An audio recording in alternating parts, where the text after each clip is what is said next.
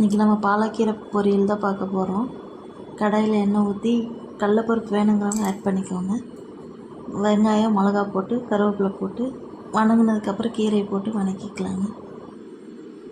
2 முட்டையை உடச்சி ஊற்றிக்கலாங்க. வெந்ததுக்கப்புறம் உப்பு போட்டுக்கலாங்க. கட்டு கட்டு கீரை கட்டு கீரை கட்டு புட்டு புட்டு ஆஞ்சு புட்டு ஆஞ்சு புட்டு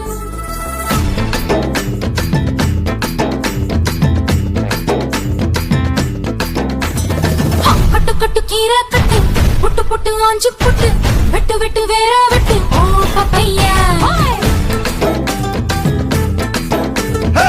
கட்டு கட்டு கேப்ப கட்டு புட்டு புட்டு சோறா புட்டு தொட்டுக்கிட்டு உச்சு கொட்டு ஓ பப்பம்மா.